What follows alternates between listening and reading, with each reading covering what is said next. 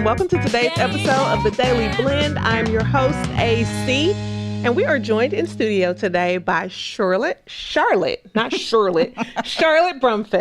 who is a newly published author of this wonderful book, All of You. Look how cute that cover is. Charlotte, welcome to the show.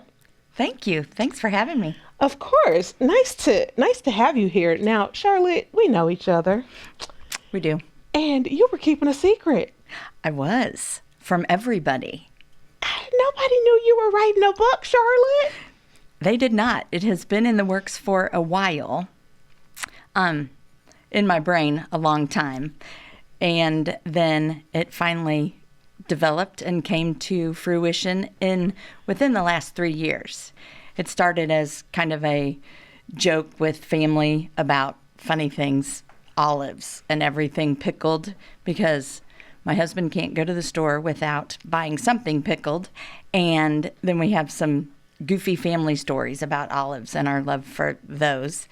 And then in talking to some of my deaf education colleagues about things we need in the industry per se, as far as books on teaching vocabulary or language or following directions, positions, things like that.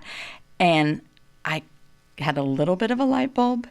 And so it developed into, well, maybe I'll give it a shot. So I did some research on authorship and how to write, because usually as a teacher, clearly you use a book to teach, but coming from the other side, and then put some things into action and drew out some very rudimentary pictures with stick figures and things.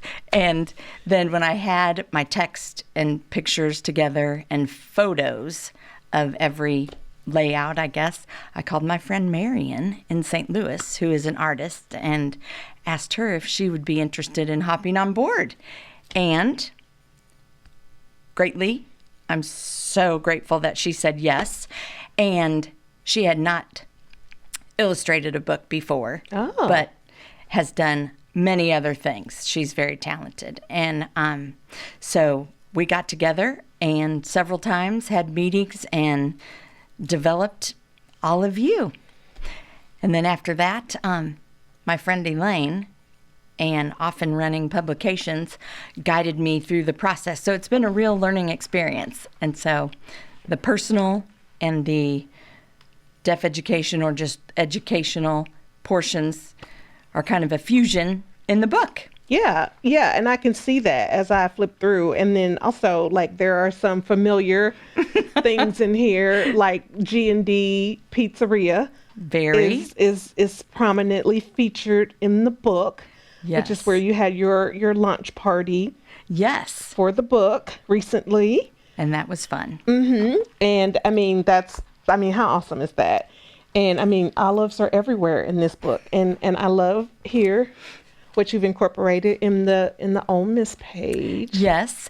I put a cochlear implant wearer in the book purposefully because of the importance of inclusion, and my students, as well as people who wear cochlear implants or any kind of device, to see themselves in the world. And yeah, right there. Yeah, there she is. It's amazing. It's amazing. This is awesome.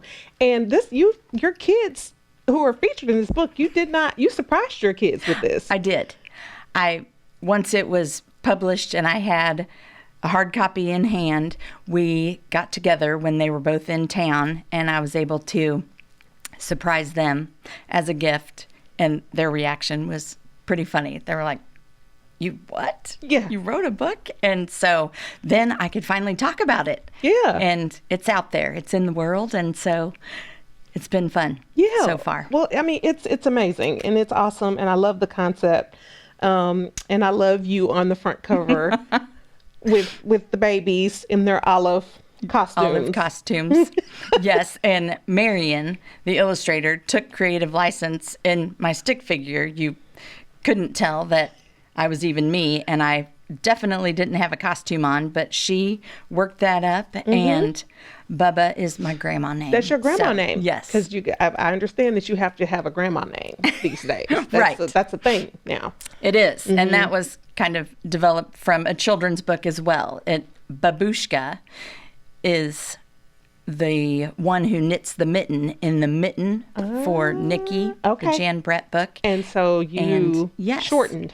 Bubba is grandma in Ukrainian. Okay. So it's a Ukrainian folk tale, and I borrowed that. Okay, I like it. It also, P, B, and M are some of the first sounds that kids make, so it was easy. It was easy. That worked easy well for my you. babies, Yeah, right? that worked well. And you brought some olives. I did. Mm-hmm. You brought some olives. Some knitted out. These are so cute, by the way. Aren't they cute? A friend of mine crocheted those. And I thought we could use those for following directions or reinforcing positions after you read the book. After you read the book. So olives on your head. Yes. Put the olive on your head, behind your back, and then on your nose. And then on your nose. And this is what you do with your kids in class. I do. Following directions. Yes. Smart. In sessions with some of the kids, we get creative, try to find all kinds of ways to practice and reinforce those ideas. They're little ones. You work with little ones, right? Typically, I do.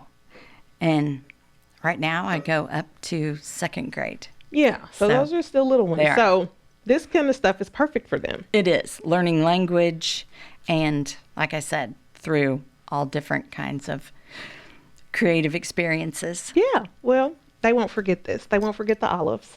I won't forget the olives. I love olives as well. We have a shared love of pickled things and olives for sure. Do. I can think of a few things we could do with this. Yes, me too. I as well. I have a new recipe for you, by the way. Good. I do. I can't wait. Well, maybe we'll make it on the show together one day. Oh, that would be fun. It would be very fun. Charlotte, this is amazing. This is great. Thanks for putting this out in the world. Olive Use. You can pick up a copy. I know American Shoe has it downtown. As well as Plume right now. Yes. So pick you up a copy locally. Charlotte, thank you so much for joining us. Thanks for having me.